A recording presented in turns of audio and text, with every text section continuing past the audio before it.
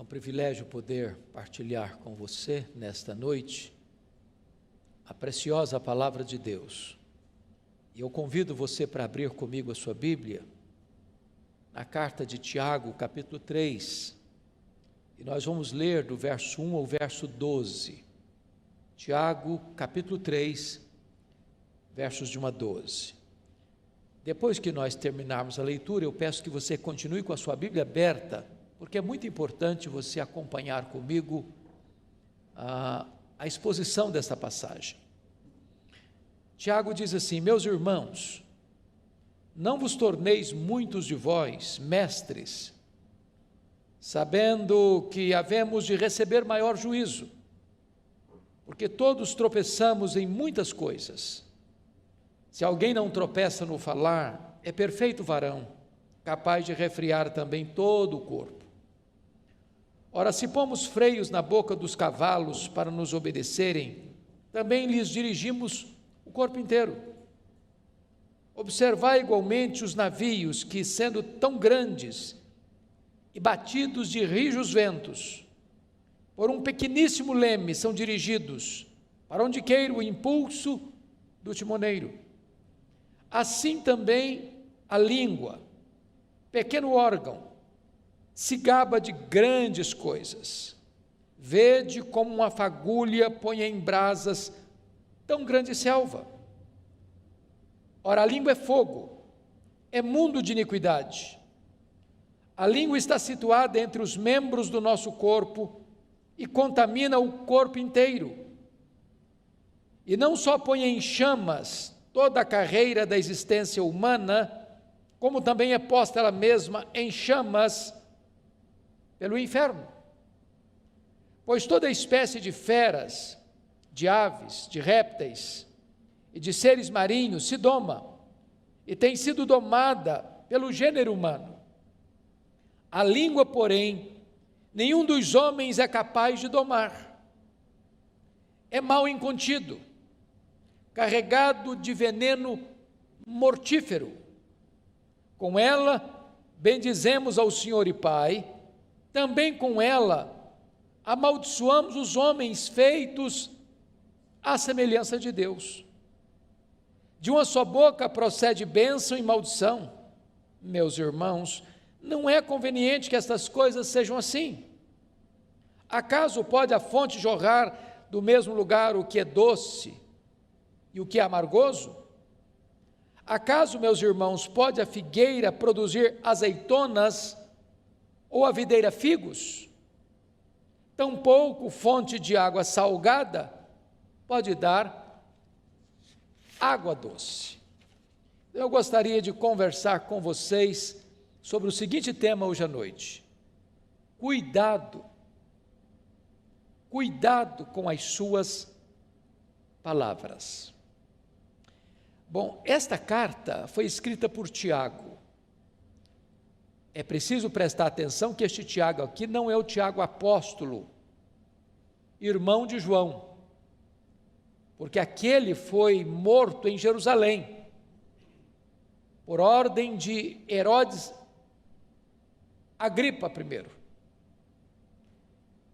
Este Tiago aqui é o Tiago irmão de Jesus, filho de Maria, que foi um dos líderes da igreja de Jerusalém. Este Tiago era um dos colunas da igreja de Jerusalém. E esta carta que ele escreveu é chamada de o livro de Provérbios do Novo Testamento, porque é uma carta prática, que trata de assuntos práticos. Ele traz no bojo desta carta quais são as evidências de uma pessoa salva pela fé. E ele evidencia então que você prova a sua fé em Cristo mediante as obras diante dos homens. E um dos assuntos práticos que Tiago trata nesta carta é exatamente a questão do cuidado com a língua. No capítulo 1, no verso 19, Tiago já chama a sua atenção para esse fato: todo homem seja tardio para falar. O silêncio é mais eloquente do que o falatório desproposital.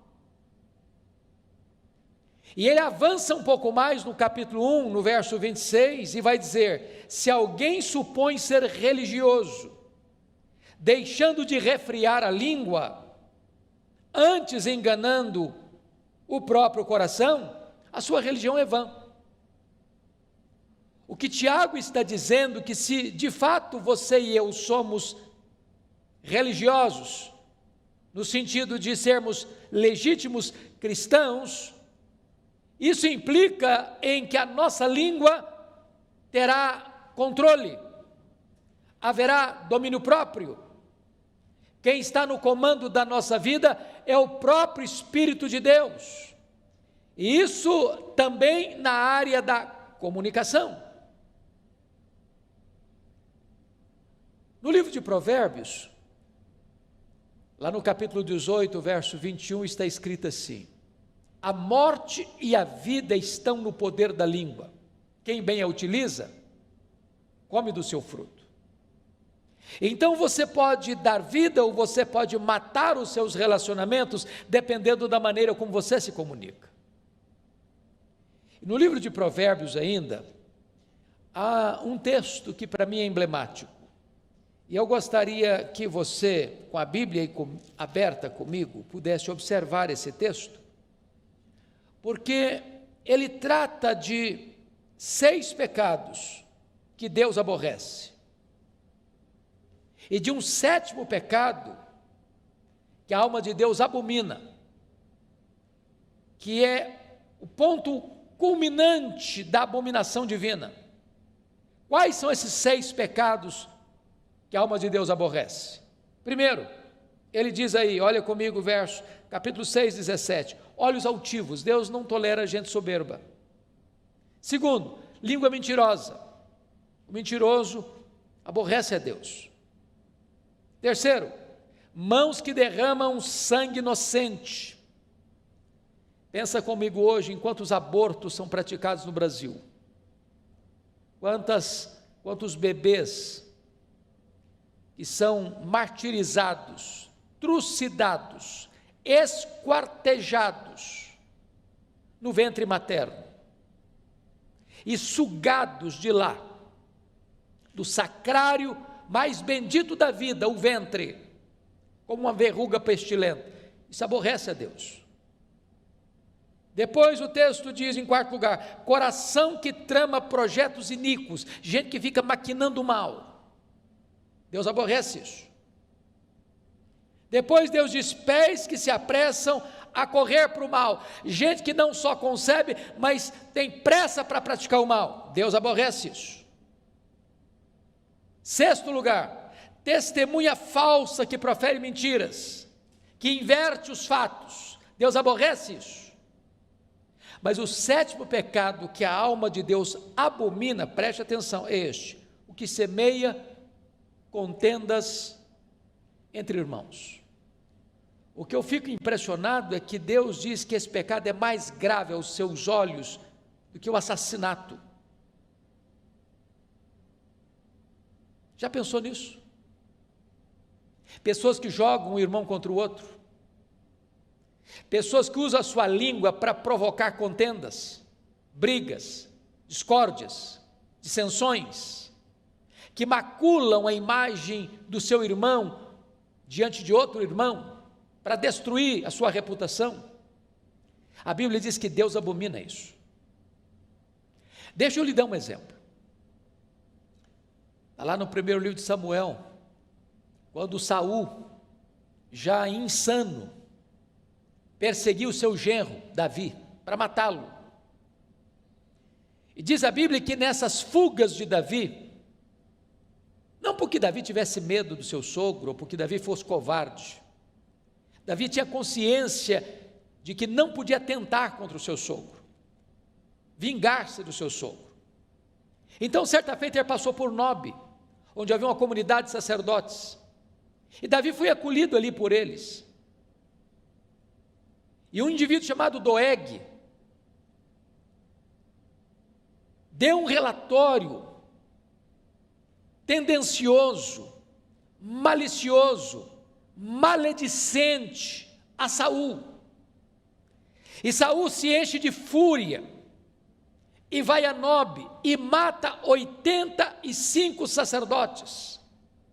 Mata homens, crianças, uma chacina, um derramamento de sangue, porque alguém maldoso joga uma pessoa contra outra e cria um cenário terrível de conspiração que leva à morte de muitos inocentes.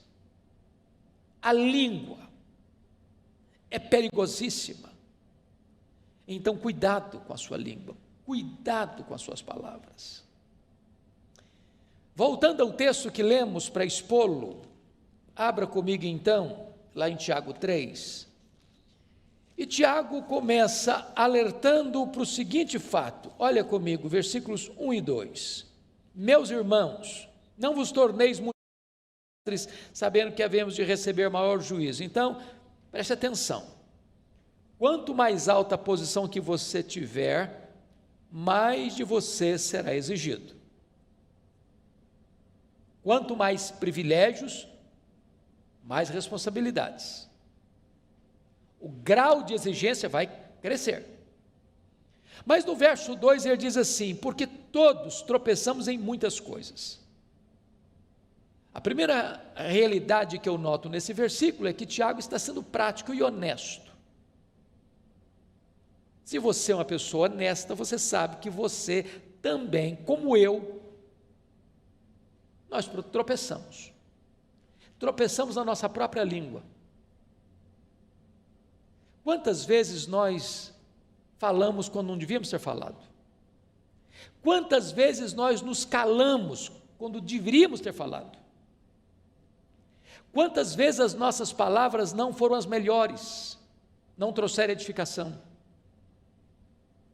Quantas vezes as nossas palavras não transmitiram graça aos que nos ouviram?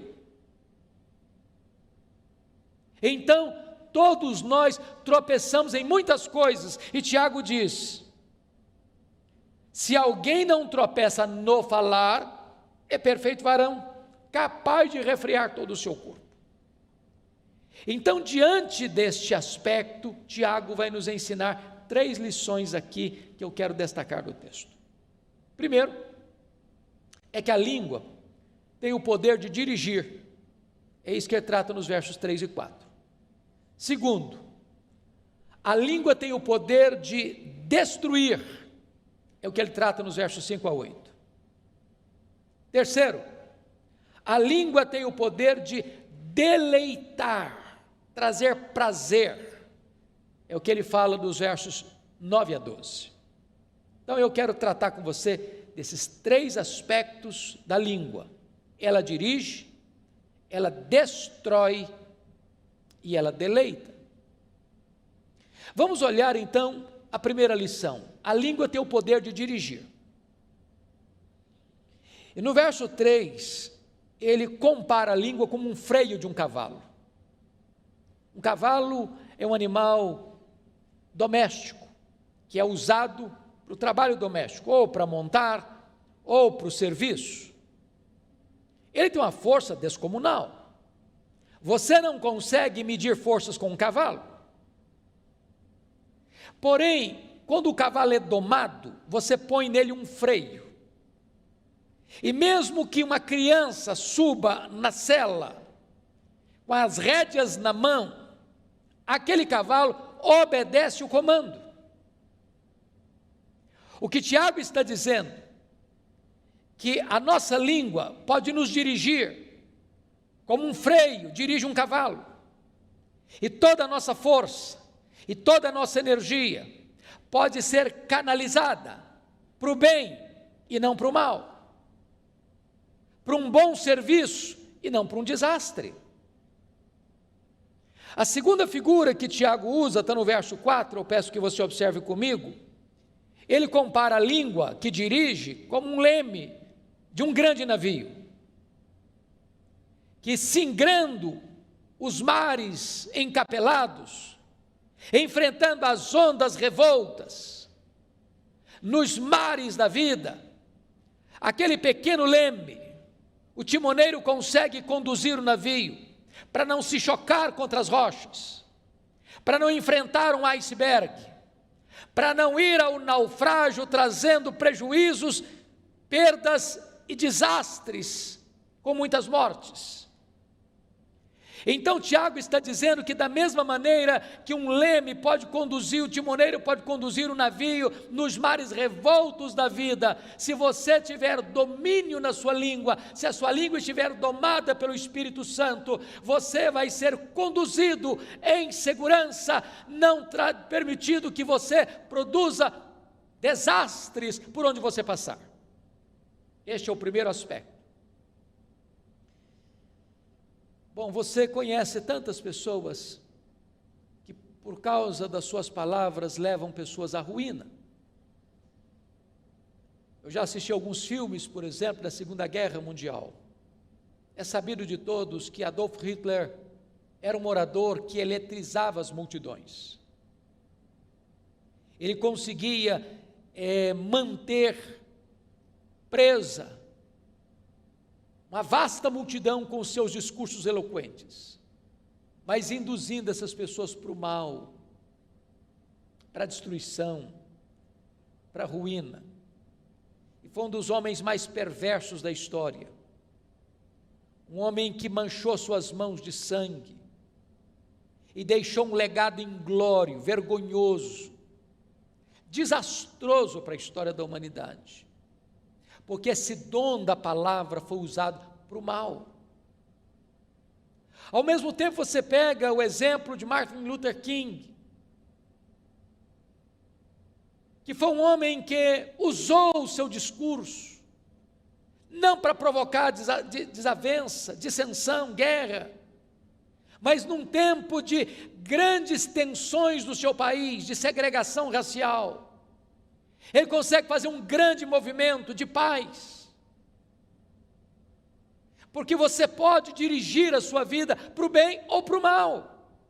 Quem domina a sua língua, consegue dominar todo o seu corpo. Mas agora, Tiago vai tratar da segunda figura, a língua tem o poder de destruir. E eu chamo a sua atenção, porque ele vai dizer no versículo 5, assim também a língua, pequeno órgão, se gaba de grandes coisas. Vede como uma fagulha põe em brasas tão grande selva. O ano passado, e este ano também, nós tivemos no mundo muitos incêndios, terríveis incêndios, na Austrália, na Califórnia, na Amazônia. Nós tivemos incêndios de grandes monumentos, como a Catedral de Notre Dame, em Paris. E às vezes, uma pequena fagulha, um fósforo que você risca, ou uma guimba de cigarro, pode provocar um incêndio avassalador, descomunal, de consequências trágicas, de prejuízos colossais. Assim a língua. Um comentário maledicente, sobretudo em épocas de fake news, de redes sociais, onde se mina a reputação das pessoas, se espalha mentiras acerca das pessoas, se induz as pessoas a formarem uma opinião errada acerca de outras pessoas. E esta pequena fagulha vai provocando incêndio, e vai alastrando esse incêndio, e vai destruindo pessoas, e vai arruinando reputações, vai tendo assassinato de reputações. Então cuidado com a sua língua, não promova a mentira, não promova a maledicência, não coloque as suas mãos para espalhar mentiras e fake news. Cuidado, cuidado com a sua língua. Olha comigo o versículo 6. Ora, a língua é fogo, é mundo de iniquidade.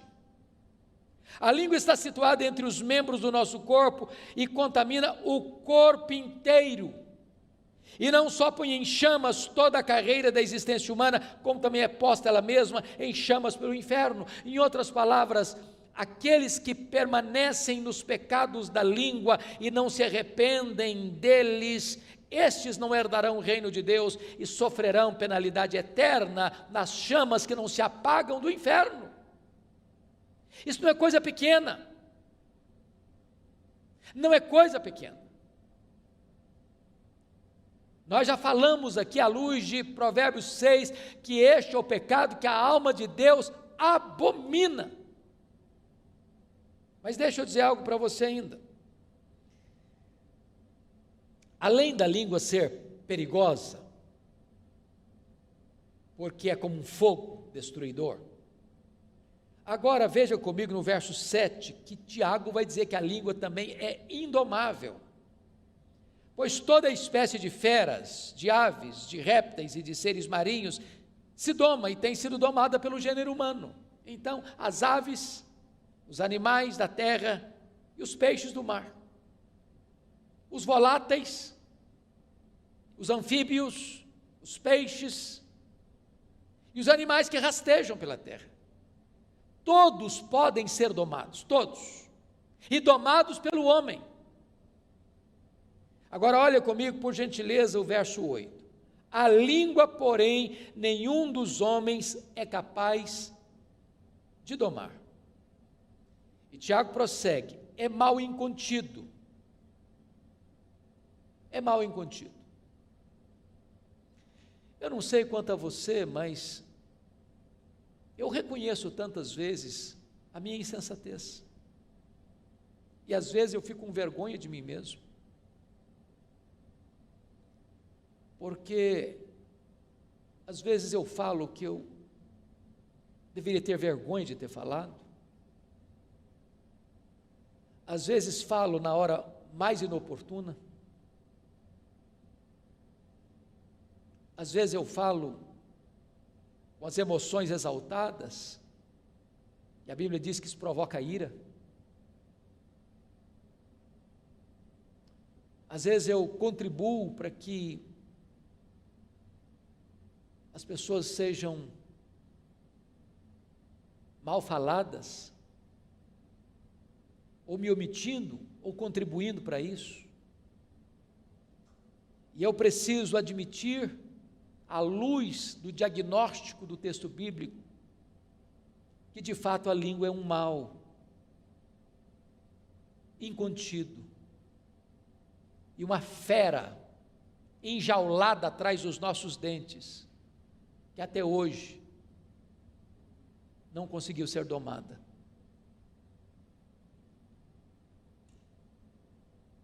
Se esta fera não tem sido domada, mais do que nunca, vale então o alerta: cuidado com as suas palavras. Palavras que saem da nossa boca não voltam mais. São como uma flecha que é atirada. Um comentário mal feito é como subir no alto de uma montanha e soltar um saco de penas, não se recolhe todas mais. Mas ainda Tiago vai dizer que esta língua, além de perigosa e indomável, ela é também um veneno mortífero. Olha comigo o versículo 8. Ela é carregado de veneno mortífero. E esse veneno é pior que o veneno de uma cobra. Porque o veneno da cobra é o próprio Deus quem coloca nela. Mas esse veneno da língua não é Deus quem coloca. É a malignidade do nosso pecado. É a inclinação da nossa carne que é inimizade contra Deus. E quantas vezes esse veneno letal, mortífero, tem sido a causa de tantas desavenças, de tantas separações, de tantos divórcios, de tantas famílias divididas. de tantas igrejas em conflitos, de tantos relacionamentos desfeitos, de tantas inimizades estabelecidas, de tantas guerras promovidas, de tanto derramamento de sangue. Cuidado com as suas palavras. Mas Tiago avança um pouco mais para nos informar algo tremendo nesse texto, é que a língua também é incoerente. Incoerente. É o que vai dizer dos versos 9 a 12. No verso 9 ele diz: com ela bendizemos ao Senhor e Pai, também com ela amaldiçoamos os homens feitos à imagem e semelhança de Deus. Meus irmãos, quantas vezes você acaba de sair de um culto devocional, onde você cantou hinos, fez orações, proclamou a palavra de Deus, e às vezes até mesmo dentro do pátio da igreja, após o serviço sagrado, a conversa muda, o assunto muda, um irmão fala mal do outro, um irmão critica o outro, um irmão joga o irmão contra o outro. Ao mesmo tempo que com esta língua eu louvei a Deus, com a mesma língua, daqui a pouquinho eu já estou falando mal do meu irmão que foi feito à imagem e semelhança de Deus. Que incoerência! E Tiago então vai fechar, e eu termino também, com mais duas figuras.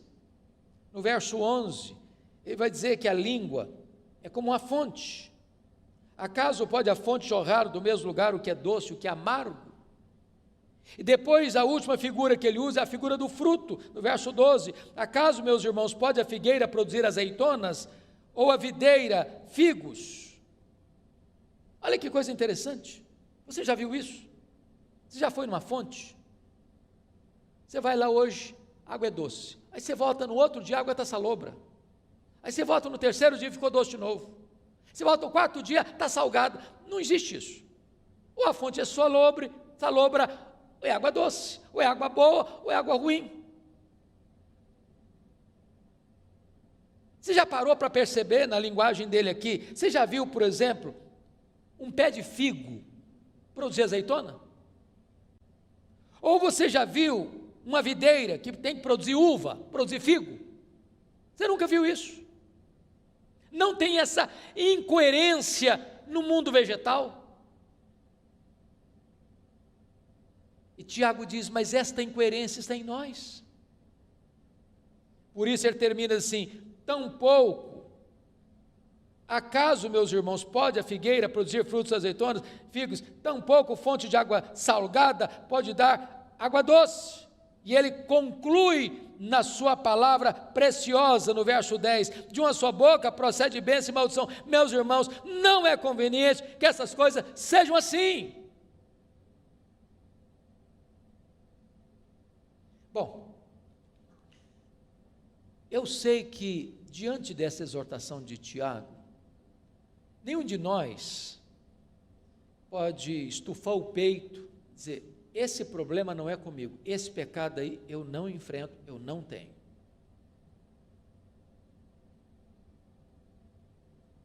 Se formos honestos, temos que vestir todos nós a carapuça e dizer: bom, Tiago está falando é comigo, é com você. Qual a orientação que a Bíblia nos dá? Meus irmãos, não é conveniente que seja assim. Nossa língua não deve ser incoerente.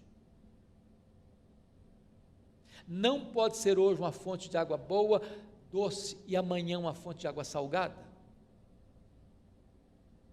Não pode hoje esta fonte, conforme diz o verso 10, proceder dela bênção, e amanhã a mesma fonte proceder maldição. Então peço a sua vênia, para encerrar, lendo um texto da Bíblia com você, que é Efésios capítulo 4, verso 29, e aqui com a leitura desse texto eu encerro. Olha o que Paulo vai nos ensinar sobre este assunto. Efésios 4, 29, ele diz assim: não saia da vossa boca nenhuma palavra torpe, palavra suja, e sim, unicamente, a que for boa para edificação. Se não é para edificação, fica calado.